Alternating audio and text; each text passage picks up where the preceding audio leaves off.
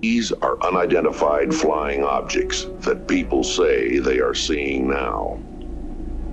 Are they proof that we are being visited by civilizations from other stars?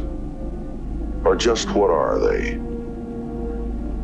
The United States Air Force began an investigation of this high strangeness in a search for the truth. What you are about to see is part of that 20-year search. Vincent Alvarez was walking through a forest just to the west of Lake Tahoe. The sun had set and he was trying to find his way back to camp. He wasn't alone, not exactly. Alvarez had come out hunting with two of his work colleagues. The three men had taken 3 different paths around a ridge, but it turned out to be a much longer walk around than expected, so their plan to meet up again had become complicated. Still, all 3 men were experienced hunters, and knew that this was not a good area to be caught out alone in the dark. They would all be heading back to camp independently. Alvarez's attention was very quickly drawn up to the night sky, when he saw what he thought was a meteorite, crossing the darkness above the forest. Just this bright light shining above him in the distance, but it was moving so slowly, getting lower and lower. Could it be a helicopter?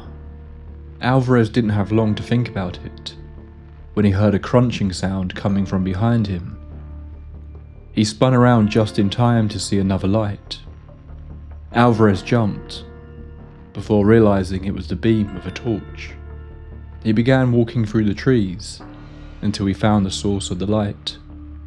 It was Tim Trueblood, one of his companions.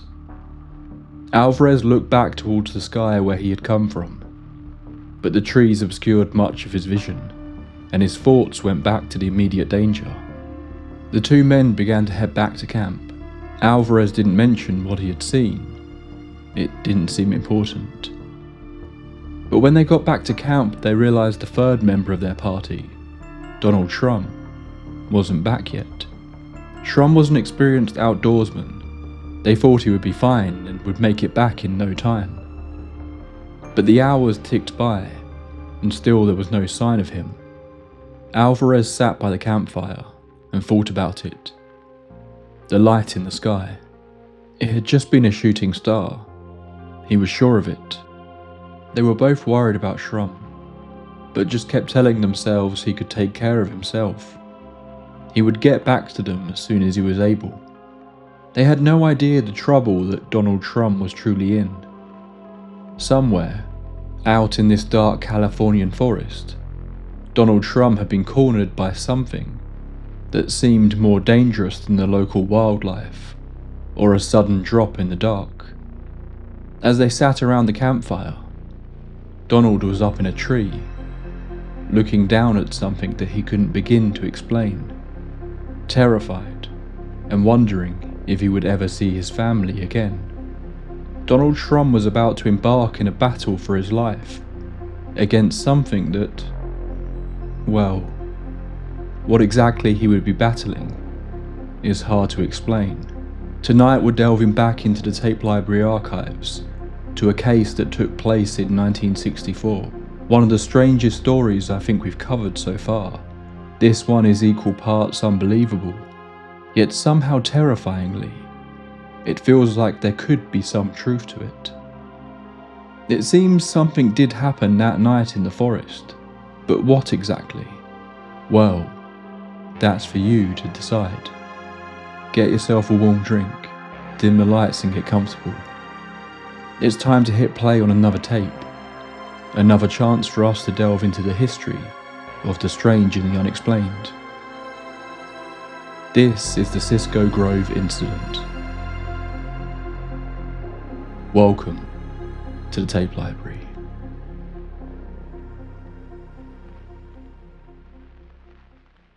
Around 60 miles northeast of Sacramento, California, you'll find an area of forest in the foothills of the Sierra Nevada mountains called Cisco Grove. It was a Friday in 1964, September 4th to be exact, when three friends, Donald Shrum, Tim Trueblood, and Vincent Alvarez, set out for what they intended to be a relaxing weekend of hunting and camping in the wilderness. The men all knew each other from work. They were employees at the Aerojet Corporation, a company that at the time was developing some serious advanced missile systems, including the Polaris project, the US's first submarine-launched ballistic missile. These were hard-working, serious men who were long overdue a break. There were seasons where you were allowed to hunt for deer with firearms in the area, but that season had not yet begun, so the three men came along with bows and arrows instead. Shrum, who was a seasoned bow hunter, actually preferred this, being quoted later as saying that he often had more luck with the bow. They set up their camp close to a small lake. As they began their first hunt, they came across a rattlesnake on the path. The men had no idea at the time this would be their only kill of the weekend. By Saturday, they would be rushing back to civilization, and that their understanding of the world we lived in would be turned on its head. Late in the afternoon, they set out for an evening hunt, hoping to get some time in before the sunset. Shrum walked along a higher up ridge while the other two men took lower paths. While they were separated, they all tried to keep within each other's line of sight. They shouted up to Shrum to head around the ridge, and they would meet him on the other side. But it was deceiving how far the ridge reached round. When Shrum got to the end, he was met with a steep drop, so he decided to backtrack and head down the way he came. By this point though, he had lost track of his other companions, and the sun was beginning to get low in the sky. As he reached the bottom, Shrum ended up in very brushy country. This, combined with the fact that the sun had now set, not only slowed him down considerably, but made it extremely difficult to move. Quickly, Shrum decided that this was not a safe situation. Despite being covered head to toe in camouflage, it was too dark. He was in unfamiliar terrain, and there were predators out there that could pose a risk to him. In fact, there had been numerous bear sightings in the days leading up to their trip. Rather than stumble about in the dark, Shrum decided he needed to get to higher ground and wait until morning.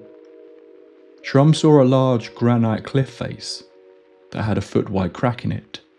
He walked up it and found a tree right on the edge of the cliff. The first branch was nearly 12 feet high, but by using the rock he was able to reach it with relative ease.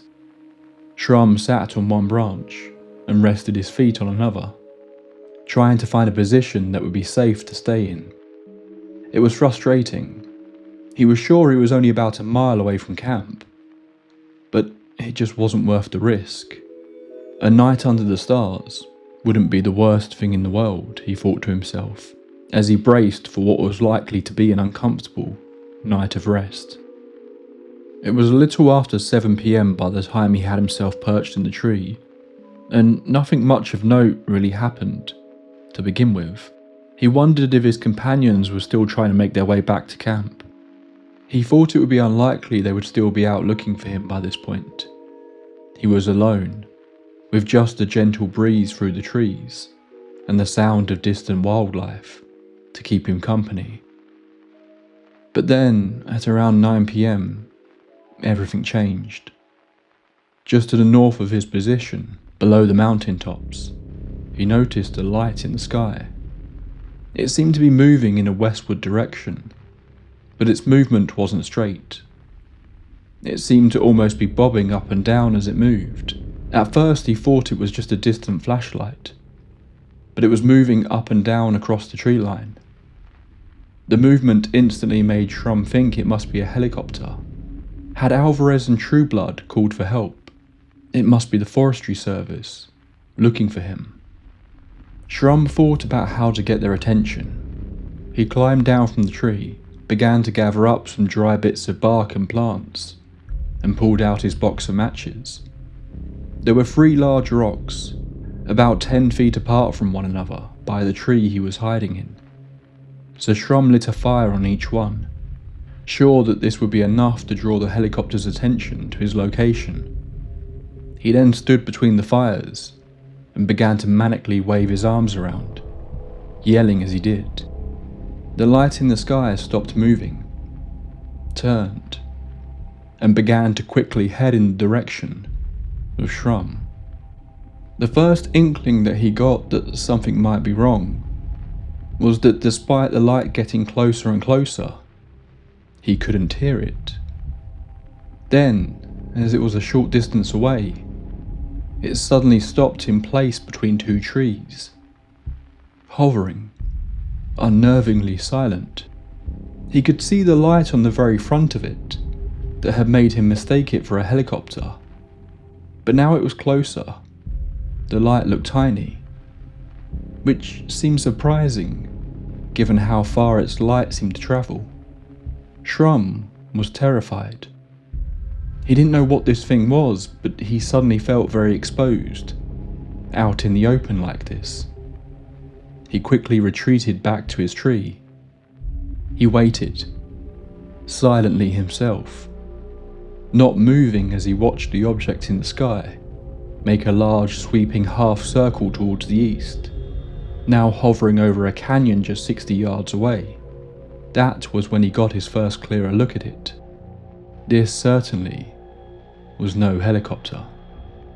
Later, Shrum would describe it almost like a cigar shape, although initially he seemed to believe it was slightly more oval.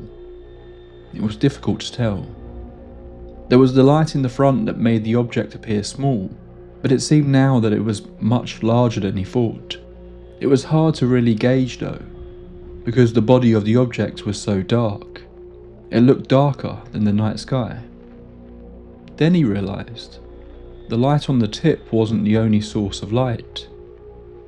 There were 3 rectangular panels along the side that were lit up, staggered almost like steps along the body of the object. He wasn't sure if they had always been there, or if they had just suddenly begun to glow. But either way he could see them now.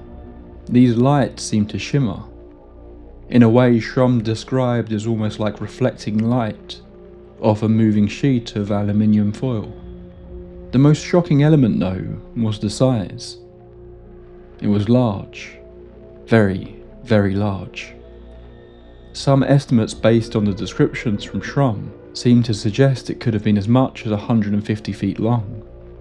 The object just hovered over the canyon for around 5 minutes, seemingly not doing anything, until suddenly, something seemed to come from one of the glowing panels. All Shrum saw at first was a kind of flash, shooting out from the middle one. The flash went down the hill, almost like a powerful photograph being taken. But that wasn't what it was. There was a much smaller dark object, now moving across the sky, lower than the initial object. It disappeared off into the trees, about half a mile away, before stopping on the side of a nearby hill.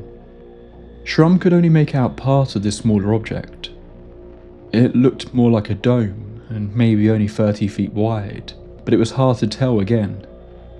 Although he did say that this one looked silver, and there appeared to be a flashing light on the top.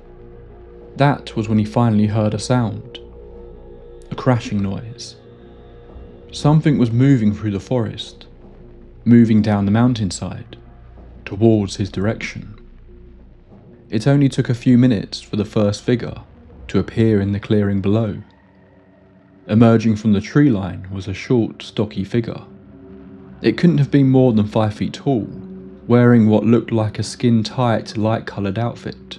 It had something on its head, possibly a helmet or a hood, but its face was dark, which separated it from the rest of the body. It was virtually featureless. The only detail that Shrum was able to make out was 2 large circular eyes, but they weren't eyes as such. They were possibly a part of the outfit. Shrum thought that they resembled welder's goggles. Then, right behind it, a second one came trotting out of the bushes. Shrum sat, frozen in the tree, terrified, staring at these oddly dressed people who were only about 100 feet away, unsure what exactly he was witnessing. But the two figures didn't seem to be looking for Shrum. They were more interested in the forest. More specifically at this point, they appeared to be fascinated by a manzanita bush. Then he began to notice further in the distance, others dressed in a similar style, all walking around looking at the ground, seemingly investigating the plants and rocks. It seemed they either didn't know Shrum was there, or they simply had no interest in him. That was until they began to move closer, still more focused on the plant life. But one of the figures then went and stood right underneath the tree Shrum was hiding in. A few moments passed, and the second joined it. Then their heads tilted up, and both figures looked straight at Shrum. At that point, he now doubted if they were goggles at all. They looked more like large black silver dollar-sized eyes, staring right into his soul. Their face totally dark and featureless, beyond what looked almost like a low flat nose on their face. Then one began to make a sort of hooting sound, almost like that of an owl. The large object that at this point was still floating in the sky seemed to respond with a similar sound of its own. Shrum took a deep breath in, but as he did, he suddenly heard another noise, this time coming from the east, from a nearby ridge. He glanced over to see something else emerging. Again, the first thing he was drawn to was the eyes, but this time they were different. There were two glowing circles, the colour of fire, and these bright lights lit up the face of the figure they belonged to. He could make out a face, a jaw, but it looked metallic. The descriptions that were subsequently given later made the being sound almost like the Iron Giant. As a side note, the novel The Iron Giant was based on would be released just a few years after this story was said to have taken place. Shrum refers to it as a robot, but he does make it clear that it equally could have been some sort of metallic suit, and was roughly the same size as the other figures below the tree. While he could make out the face a little from the glow of its eyes, the body below just turned into shadow. It moved in a much stiffer way than the other figures. This metallic person took an easier route to the tree, going out of its way to take a clear path, rather than forcing its way through the dense brush, as the other figures had. It then joined the other two at the bottom of the tree, and also just seemed to stare, not acting, not really reacting to Shrum, just watching. Then, the metallic figure moved again, this time towards what remained of the fires Shrum had set, which were now no more than glowing embers. It stretched its arm out and brushed the embers away, as though it were trying to put out any trace of the fire. Then it returned to the bottom of the tree. Then, this strange scenario took a turn. The metallic creature seemed to move its hand up to the side of its face. Then very quickly a white vapour appeared to spray out of its mouth. The vapour quickly rose up into the tree. Shrum didn't smell anything, but he suddenly started gasping for breath, and then quickly blacked out, falling onto his bow as he did, lucky to not fall off the branch. Whatever this was didn't seem to incapacitate Shrum for long. He began dry heaving and sat upright again. This was the point when Shrum realised he was in real danger. They had just tried to either kill him or knock him unconscious. He couldn't be sure. But whatever it It appeared to be an act of aggression. He pulled back his bow, aimed it at the metallic being, and let go. It crashed straight into the chest, which seemed to instantly create a large flash of light. A light Shrum later described as like an arc welder. It knocked the metallic being back against some rocks that were 2 feet behind it, but that was about all it did. The other 2 beings in white retreated a little to the tree line and continued to watch. The others in the distance seemed to scatter. He fired again, and then again. Each time the sparks flew, the being stepped backwards, but it didn't seem to damage it at all. Shrum had quickly run out of arrows, so he tried something new. He pulled out one of his pack of matches, lit it on fire, and threw it to the ground. This seemed to be more successful. Both the figures in white and the metallic being moved further away from the tree, so he started to look to see what else he could burn. He pulled off his cap, set it on fire, and launched that towards them too. This seemed to make the large object in the sky retreat as well, shooting off into the sky with such a speed that Shrum didn't even see it move. It was just suddenly further away. But as soon as the fire started burning down, the beings began to advance on the tree again. He began setting fire to scraps of paper, throwing them down, desperately hoping to set a bush on fire, but below him mostly consisted of earth and rock. He burned his money, his hunting license.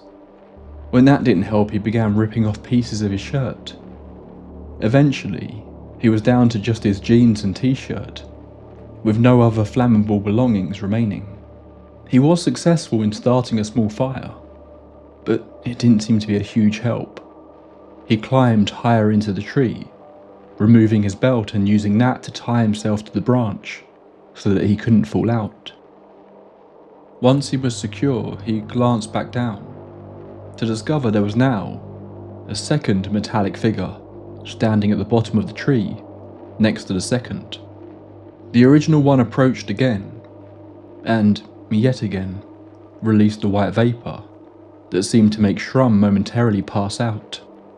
Luckily his belt held, stopping him from falling, but as consciousness began to return, he looked down this time to see 2 of the figures in white were now climbing up the tree. Shrum in a panic began to launch everything he could down at them. First he pulled a limb off the tree and threw it, then he followed up with coins. He threw down his metal canteen, but apparently the beings in white picked it up, looked at it, and threw it away. This began a cycle. The metallic being would gas him. He would pass out for a brief moment. The beings in white would begin to climb, and Shrum would be forced to do anything he could to scare them off. In between bouts of dry heaving and slipping in and out of consciousness, he screamed, he shouted, he rattled the tree. At one point he even began to imitate the howls of nearby coyotes, hoping it would lead these creatures into believing that some kind of help was headed Shrum's way. While all this was going on, the other figures in white were seemingly still going about their business, looking at plants and collecting samples. It was just these 2 and the metallic beings that were seemingly hell-bent on trying to get to Shrum. This back and forth continued for hours. Late into the night, Shrum thought there was no hope. He was so terrified of what their intentions were for him, but he had no idea why they were so desperate to get him out of the tree. At one point, that fear and hopelessness got the better of him. He looked down the other side, down the cliff face, and considered undoing the belt and jumping to his death in the canyon. Apparently the only thing that stopped him from doing that was the thought of his young daughter at home, waiting for him to return from its trip. It was, as the first signs of daylight began to fill the sky, that the beings apparently attempted one last plan. The two metallic figures moved close together. They were slightly blocked by the branches of the trees, but Shrum said he saw a powerful glow flooding the floor beneath the tree. The two beings were facing each other, lights flashing between their chests. Then a much larger cloud of the same white vapour began to drift up the tree. Shrum felt a blast of intense cold, and then everything went black. Donald Shrum woke up. The sun hadn't fully risen, but the sky was light now.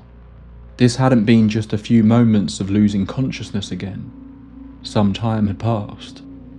He glanced around. He was dangling over the edge of the branch of the tree. Tying the belt had likely saved his life.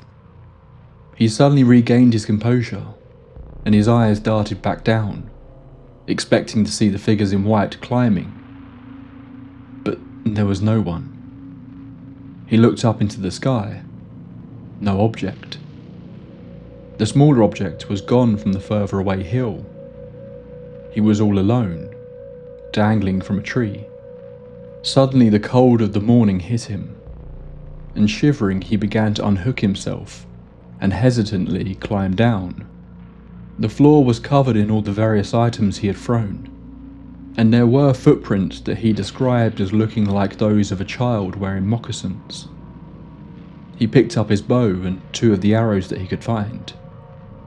Curiously though, the coins he had thrown were nowhere to be found. The rest of his clothes just burnt remnants on the floor. He began to slowly stagger back to his camp, but he only made it about half a mile before exhaustion overtook him, and he collapsed to the floor. After a short while, he was awoken by the sound of whistling. It was Victor Alvarez, who had begun the search for his missing friend as soon as day broke. Alvarez found Shrum collapsed on the floor, his camouflage all gone, now just wearing a t-shirt and jeans, shivering on the ground. Trueblood and Alvarez tried to warm Shrum up back at camp, feeding him and wrapping him in blankets. But Shrum was too weak to explain what had happened. He fell asleep for 6 hours. When he finally got up, the first thing Shrum wanted to do was listen to the radio. He cycled through various radio stations, not speaking to Trueblood or Alvarez, who by this point must have thought their friend had lost his mind. He only stopped after hearing a local news report talking about sightings of a light in the sky the night before. Alvarez said that he had seen that last night when they got separated. He said it was like a shooting star, but it was weirdly low in the sky. And that was when Donald Shrum told his story. By all accounts, they shouldn't have believed him, but they did. Shrum was not the sort of character to make up wild stories like this, and they could clearly see the state the man was in. Something had definitely happened to him last night, something all three of them struggled to understand. That afternoon, Shrum returned to his home. His wife was shocked by his appearance. In a later letter, she described his return as such. He was white as a sheet. He was walking as though he had walked for hundreds of miles. His eyes were dazed looking. He spoke in a shaky voice.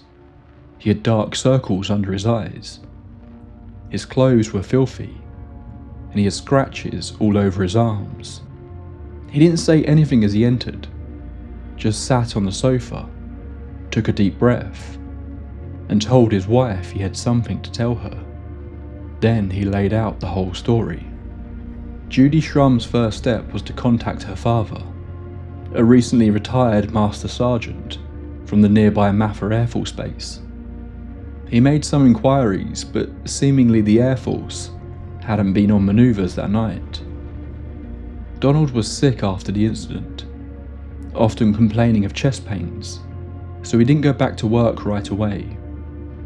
Judy's brother, a nuclear physicist, seemed concerned about the idea of radiation poisoning, if Donald's story were true, but seemingly it was just a cold and bruising from the tree branch, and no further symptoms developed, or at least not physical symptoms. For months and even years after the incident, Shrum seemed to be suffering from PTSD. He would wake up at night, covered in sweats, screaming about their eyes. The sound of owls hooting would set off borderline panic attacks in him. His wife would often find him, sat up at night, with the curtains open, staring out into the night sky. Shrum wanted to tell people about what he had experienced, but he was smart about it. All three of the hunters were worried about losing their jobs at the missile factory, so Shrum confided in a few people he thought would take him seriously and offer him advice rather than going public. Initially speaking to a Professor Killick from the Sacramento Observatory. Seemingly, they contacted him the very day that Shrum arrived home. The professor was skeptical, but seemed to imply that he didn't believe that Shrum was faking this story as such. Shrum seemed to genuinely believe this happened to him, and so did his family. Killick sent a letter to the commander of Maffa Air Force Base, explaining the story, and offering to help them get to the bottom of it, if the Air Force wanted to investigate further. Just 3 weeks after his experience, the Shrums were brought to a private residence, just off of the Air Force Base, and questioned by 2 Air Force officers, sitting at a kitchen table, in what practically looked like a show home. It was clear that no one actually lived there. Through later discovered documentation, these 2 men were identified as Captain McLeod and Sergeant Major R. Barnes. Barnes asked most of the questions, recording the interview using a reel-to-reel machine. The conversation went for 2 hours, and then the Air Force men submitted their report to Wright-Patterson Field. They seemed to be speaking down to Donald, pushing the idea that he must have been mistaken. The theories they proposed to him were a little odd.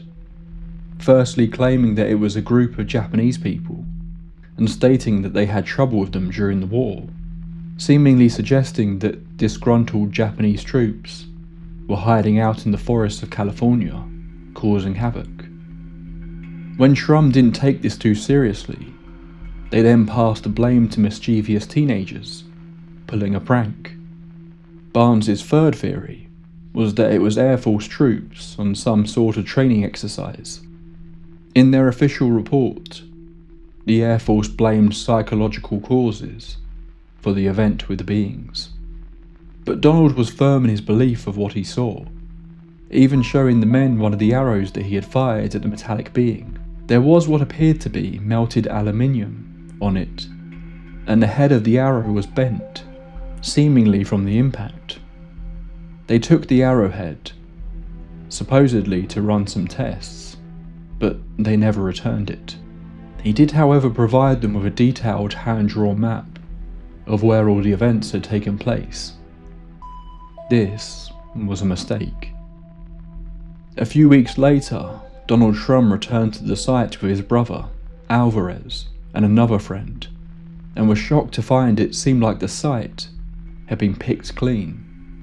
All of the remnants of Shrum's ordeal were gone. Of course, this could point towards that this was all in his mind, or maybe wildlife had dislodged the items. But it seemed like the ground had been raked, as though someone had tidied this secluded little area. Whoever it was, though, didn't find everything. After some searching, Donald found the third arrow, hidden in a bush, just slightly further away into the brush, as well as the remains of cigarettes, different brands. Someone had certainly been here in the last few weeks, and they didn't come alone. Shrum began to quietly contact UFO research groups, and ended up sending off the 2 arrows to be analysed in a lab. Unfortunately, no evidence of any substance could be identified on the arrowheads, although subsequently this has been blamed on poor packaging. and storage of the arrows, making results difficult to obtain due to the metal that was melted to the arrows, flaking off in transit, and the packaging thrown away. A frustrating turn of events for Shrum. In January of 1965, Judy Shrum sent a letter to Major Donald Kehoe after reading an article he had written for True magazine on the issue of the Air Force censoring UFO sightings. She explained the entire ordeal to him. In the letter she states that a few reporters had gotten wind of the story and tried to speak to them, but that her husband is so worried about losing his job that they were trying to keep this out of the press. But despite the reluctancy to go public, they needed answers. They need to know what happened to him that night in Cisco Grove. This prompted the organisation NICAP to begin a detailed investigation into Donald Shrum's story. After years speaking with him, they believed Shrum's account, but were unable to really explain what had happened to him exactly. As part of this long investigation, Shrum underwent hypnotic regression in 1974, a controversial practice that I think we've discussed briefly when speaking about the Satanic Panic. The main concerns with this practice is that it's very easy to even unwittingly insert false memories into the patient's recollection. But under hypnosis, most of Shrum's details remained much the same as they had 10 years prior, but he was able to recall slightly more details about the apparent crafts. It appears this is the point where the description that it was a cigar-shaped craft was clarified, whereas before he struggled to identify the size and shape due to the darkness of the overall object. Donald had always been worried that he had been taken on board the craft in that last period where he blacked out. But from the hypnotic regression, they were not able to identify anything like that happening, which was apparently a relief to the man. The hypnosis sessions only brought out small details. It didn't change Shrum's story, which seemed to add some weight to his perception of the events. Ultimately, Shrum, along with others including Alvarez, were let go from their jobs just 2 years after the incident. Shrum believes this was due to the company missing out on a large government contract, but others have suggested that it seems clear that Wright-Patterson Air Force Base had a detailed file on Shrum and his claims, and it is very likely they would have spoken to his superiors about what he claimed to see. While Alvarez confirmed he saw a light in the sky that night, Tim Trueblood has apparently never spoken about the incident. If he didn't see anything, or chose to remain silent, appears to be unclear. But after losing their jobs, he seems to have disappeared from the story completely. Despite losing his job, Shrum was still reluctant to go public with his story, and while groups like NICAP and other prominent researchers in the field were presenting this case in reports and conferences, he didn't want his name connected to it.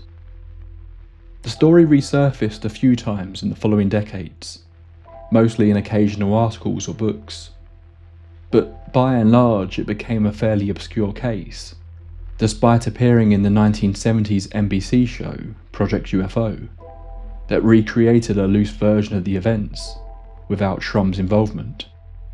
Donald Shrum finally broke his silence and went public with the story at a MUFON meeting in 2005. This led to the first publication of his name in a 2007 journal, and ultimately a book written by investigators Noé Torres and Ruben Uriarte called Aliens in the Forest in 2011. This book had heavy involvement from the Shrum family and is the definitive account of Donald Shrum's story. This is also the book I have used as the basis for most of my reading on this topic. The book presented a chance for him to finally set the record straight and get his story out there after decades of it being hidden away, only really discussed in serious UFO circles, and at times being twisted. Years after the incident, In 1969, Donald Shrum was on a camping trip. He was there with his wife Judy, Vincent Alvarez, who he was still friends with, and Alvarez's wife too.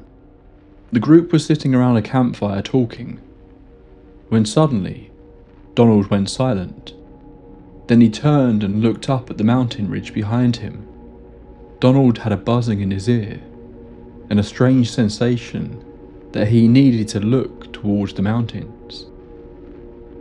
After several minutes of staring, a light shot through the sky, so fast and high that it was unbelievable.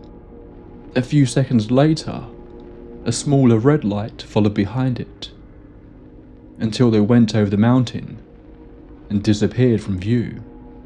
None of them could explain what they had just seen.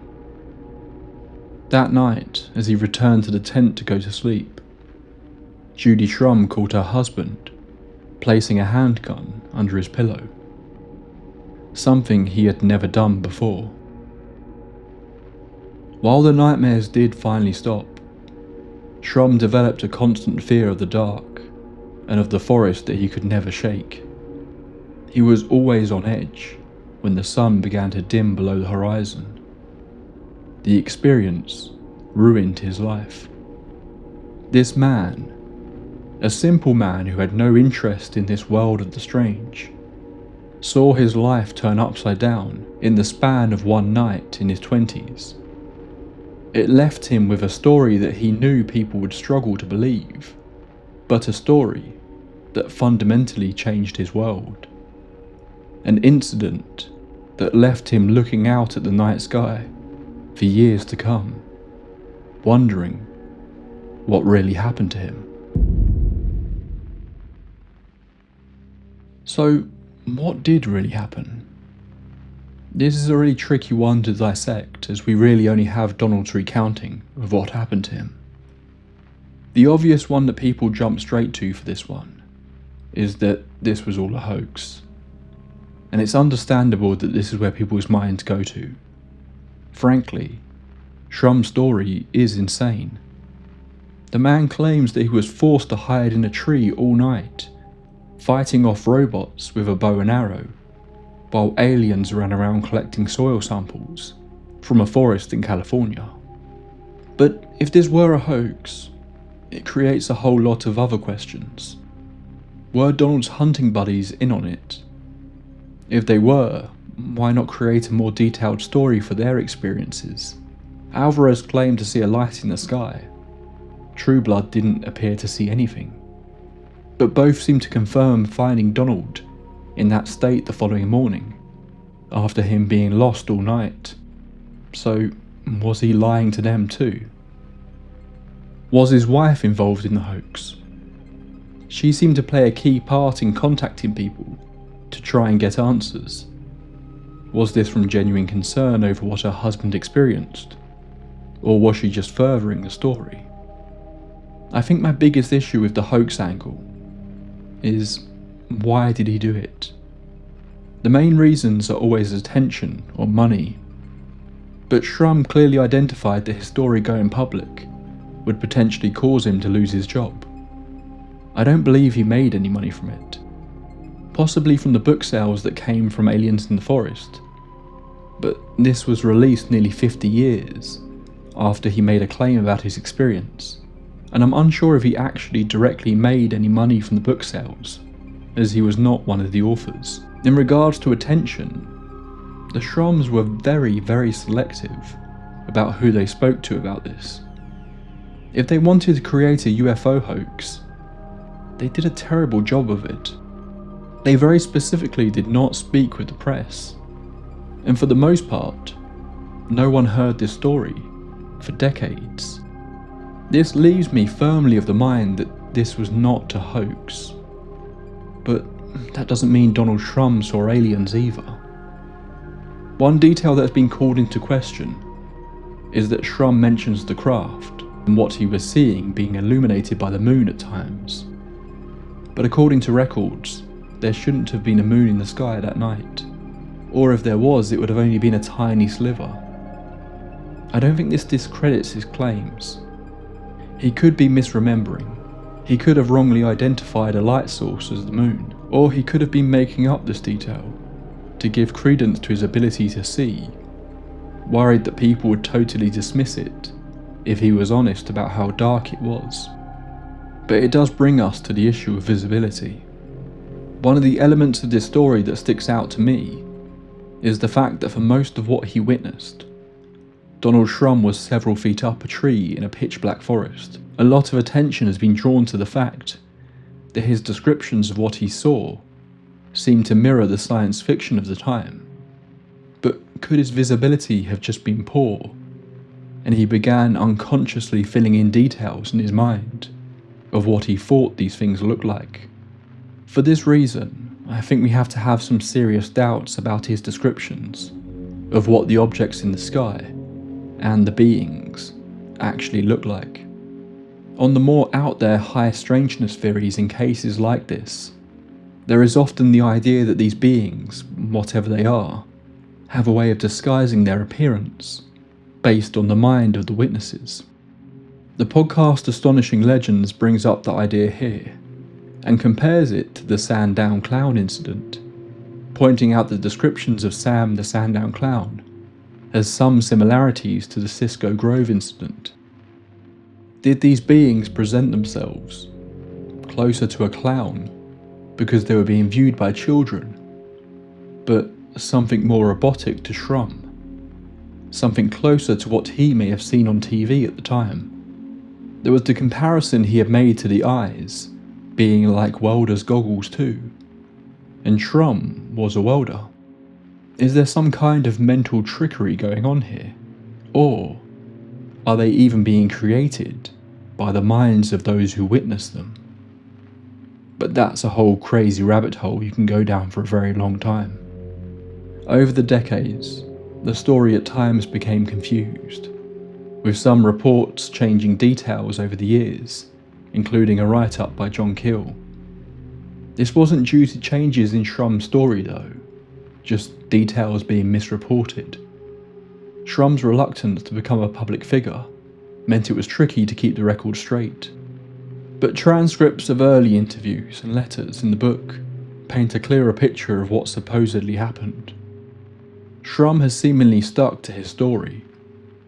I genuinely believe that he believes this really happened. Could it have been some kind of psychotic break? I think this is a tricky one to discuss without any evaluations like this being done on Shrum at the time. It seems like this was not an avenue anyone that spoke with him at the time went down, but then it was the 1960s. Still, each report seems to indicate he appears at the very least to be of sound mind. There were suggestions that the hazardous chemicals from the missile plant could have caused hallucinations, but it appears this theory has been fairly debunked. Of course, there is also the idea of military testing. Had what he witnessed truly been some kind of strange Air Force training mission? Or, the more sinister idea, had Shrum been the subject of some sort of test, maybe drugged with hallucinogens? But for what purpose? It's hard to begin to even try to figure out why such an experiment would be helpful in this specific scenario. But I'm sure there are plenty of theories out there that could point to something like this. So what did happen to Donald Shrum out in that forest? Seemingly, no one knows. Not even Donald Shrum himself. There are so many weird elements to this story that makes it difficult to really latch on to any one theory specifically. But the idea that these were aliens is, I think, one of the least interesting routes you can go down. I believe that Donald Shrum saw something in the forest that night, something that he interacted with, something that traumatized him for the rest of his life. If that were alien, human, a construct of his mind, or something else entirely, I couldn't say. But it's the something else entirely that will keep me awake tonight. Because we love to put events like this in neat little boxes. This was a UFO sighting. This was a cryptid. This was a hoax. This was swamp gas. But I feel this is so based in our perception of reality, our ideas of what could be possible, when maybe events like this aren't explainable in those constructs. Maybe for people like Donald Shrum, they have peered behind the curtain into a world they cannot begin to fathom. Maybe they recreate the events they experienced in their memory in a way that makes sense to them, twisting little details to make it feel more plausibly connected to a preconceived cultural idea. But in reality, these are events they, nor us, could possibly understand. Maybe there really is something out there, but we just don't have a box for it. And maybe we never will. That's all for this entry into the tape library. Just before we close up the archive for the evening, thank you for watching this episode.